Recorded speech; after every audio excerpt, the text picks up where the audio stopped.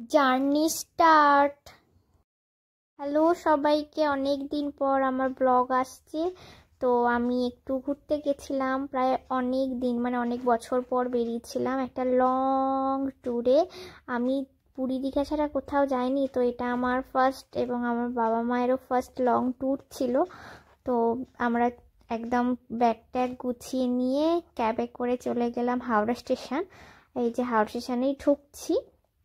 যেহেতু শীতকাল ছিল তাই জন্য আমাদের প্রচুর লাগেজ হয়েছে, দেখো কত লাগেজ হয়েছে, আমাদের কুলি নিতে হয়েছিল।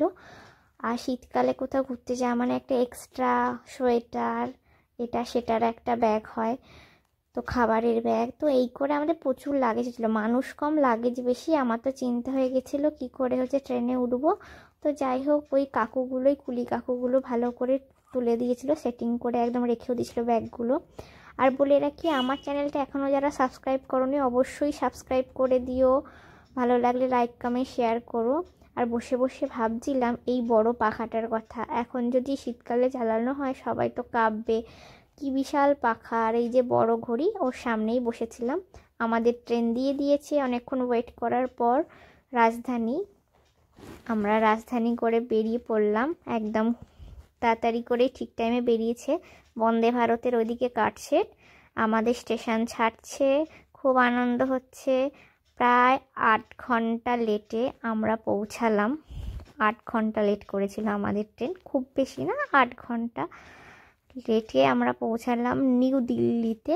খুব বেশি না বললাম কারণ তোমরা এর প্রত্যেকটা ব্লগ দেখবে বুঝতে পারবে, তাই জন্যই আমরা পৌঁছে গেছি নিউ দিল্লি। প্রথমে বুঝতে পারিনি কতটা ঠান্ডা, কারণ আমি এমনিও সব কিছুই পরেছিলাম। স্টেশনে লোকও ছিল, আমাদের নিতে এসেছিল জ্যোতির্ময়দা, আমার দিদির হাজবেন্ড জ্যোতির্ময়দা। দিয়ে আমরা একটা ক্যাব করে চলে গেলাম জ্যোতির্ময়দার ঘরে।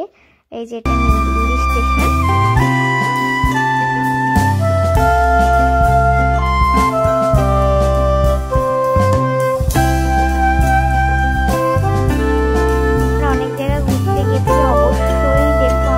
প্রত্যেকটা ব্লগ আর সবাই সাবস্ক্রাইব করে দিও, ভালো লাগলে লাইক করো, কমেন্ট করো।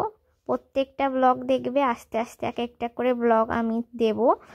আর নিউ দিল্লির রাস্তা প্রথমে বুঝতে পারিনি জ্যাম জিনিসটা কি, আস্তে আস্তে বুঝতে পেরেছি জ্যাম মানে অনেকটাই জ্যাম হয়।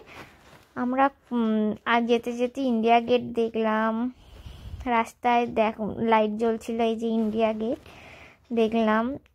স্টেশন থেকে একটু দূরেই ছিল জ্যোতির্ময়দার রুম মানে ফ্ল্যাটটা।